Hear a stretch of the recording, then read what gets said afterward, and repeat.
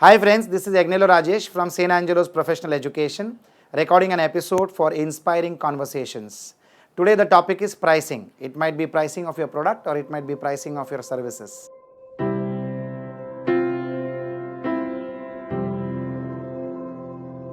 The world is a very price sensitive market, and especially India. As entrepreneurs, we always arrive at pricing our products or services on the basis of the competition. We fail to do proper analysis of the right price. The only pattern followed by entrepreneurs is based on the price of the competition, and we try to keep our price a little lower to make sales happen and beat the competition. But almost all the times, we realize that in spite of good sales, we fail to cover our operations cost and become revenue deficit. It's very important to arrive at a price on the basis of our input cost and not on the market conditions.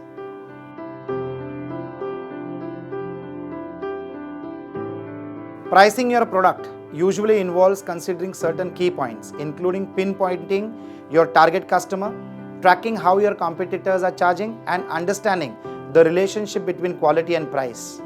The good news is that you have a great deal of flexibility in how you set your prices.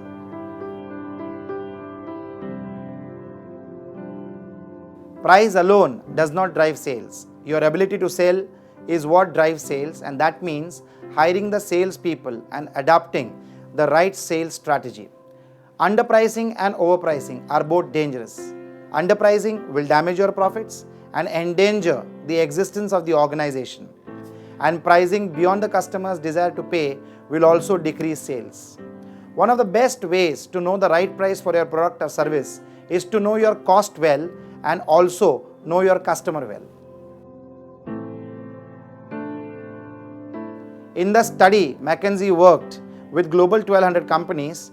They found that a 1% price increase, if the demand remained constant, would result on an average a 11% increase in profits. I'm sure that's not bad.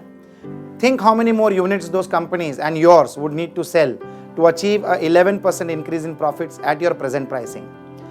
The overall moral of the story is, it is worthwhile to have an accurate assessment of the impact of price increase and price concessions on profits. For example, have you unknowingly sanctioned the dramatic decrease in the profits by driving revenue gains by permitting your sales team to negotiate price reductions? Friends, get serious about training your sales team to sell value. Help the sales team develop an understanding of the competitor's product and the pricing structure. Re-examine the sales team's compensation structure and make sure it is aligned with selling profits. Review with marketing the merit of offering basic and premium versions of your products. It is a fact of life in business that you will have to raise prices from time to time. If you never raise your prices, you won't be in business for long. Keeping in mind to be competitive and still make the profits you deserve to make is very important that you realize this point.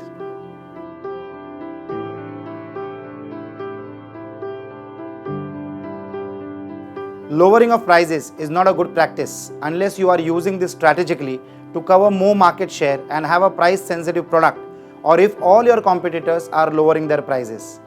But you still need to cover your cost, so it needs to be kept in mind that more sales will be required to achieve the target revenues. All this defines one thing very clearly, that you always need to be managing your pricing well. Remember, you set the price of the products. This could be the difference between the success or the failure of your business. This is Agnelorajesh from St. Angelo's Professional Education, and this is an inspiring conversation with you on pricing of products and services. Thank you.